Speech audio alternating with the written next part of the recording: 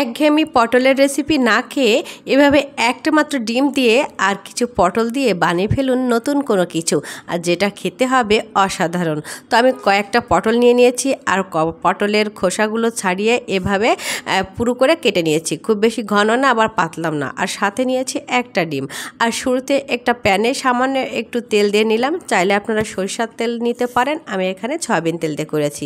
তেলের পরিমাণটা খুবই সামান্য। দেওয়ার পরে আমি কেটে রাখা এই যে পটলের পিসগুলো দিয়ে দিলাম। তো এভাবে আমি খুব ভালোভাবে একটু নাড়াচাড়া করে ঢাকা দিয়ে দিলাম, একেবারে লো আছে, যেন পটলটা এভাবে সিদ্ধ হয়ে যায়। আর পটল থেকে কিন্তু একটা পানি বের হয়, আর সামান্য একটু তেল দিয়েছি, সব মিলিয়ে এতেই কিন্তু ভাপে সেদ্ধ হয়ে যাবে। তো পটলটা কিন্তু মিনিট 4 মতো ভেজে নেওয়ার পরে একেবারে কিন্তু কুকড হয়ে গেছে। তো এ পর্যায়ে আমি এটা তুলে নেব। আর 80% যেহেতু কুকড হয়েছে, আর 20%টা পরবর্তীতে হবে। তো আমি আবারও একটু প্যানে সামান্য একটু তেল দিয়ে দিলাম, আর এখানে আস্ত জিরাটা দিলাম। তারপরে কিছুটা পরিমাণে পেঁয়াজ কুচি আর কাঁচামরিচ দিয়ে দিলাম ফালি করে, সাথে একটু দিয়ে দিলাম আদা আর রসুন বাটা। চাইলে আপনারা এখানে শুকনা মরিচের গুঁড়াটাও দিতে পারেন। তারপরে স্বাদমতো লবণ আর একটু পরিমাণ মতো হলুদ দিয়ে দিলাম, দিয়ে খুব ভালোভাবে একটু কষিয়ে নেব।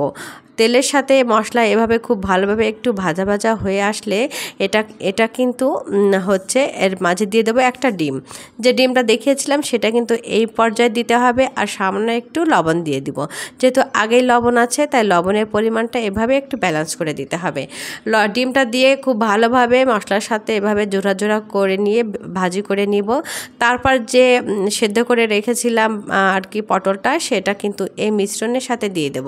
দেওয়ার পরে খুব ভালোভাবে এটা ভাজি করে নিব। এভাবে মশলার সাথে খুব ভালোভাবে পটলটা এভাবে ভাজি করে নিব।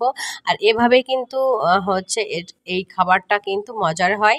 তারপর আমি কিছুটা পানি দিয়ে দিলাম, অনেক বেশি পানি দেওয়া যাবে না, কারণ পটল তো খুবই সফট আর অল্পতেই কিন্তু হয়ে যায়। তো এভাবে পানি দিয়ে আর কি একটু ঢাকা দিয়ে দিব। আর এই পটল আর ডিমের এভাবে একবার হলেও ট্রাই করে দেখতে পারেন যে কতটা মজার হয়। আর প্রতিনিয়তই একই রকমের যেহেতু খাবার খেতে ইচ্ছা করে না, আর গরমের সবজি হিসাবে কিন্তু পটলটা প্রায় বাসায় আনা হয়। আর পটলটা যদি এভাবে আপনি ভাজি করেন, তাহলে কিন্তু আপনি ভাত, রুটি, পরোটা সব কিছুর সাথে কিন্তু খুব ভালোভাবে এটা সার্ভ করতে পারবেন। তো আমি ঢাকনা দিয়ে 2-3 মিনিট মতো ঢেকে রেখেছিলাম। তারপর যখন পানিটা টেনে এসেছে, অর্থাৎ ভাজি ভাজি মতো হয়েছে, তখন এটা আমি নামিয়ে নিলাম। আর দেখে বুঝতে পারছেন কতটা মজার হয়েছে। আর এটা খেতেও কিন্তু অসাধারণ ছিল। আমার বাসায় সবাই তো খুবই পছন্দ করেছে। আর রেসিপিটা ভালো লাগলে বানাতে ভুলবেন না। সবাই ভালো থাকবেন। আজ আর না, আল্লাহ হাফেজ।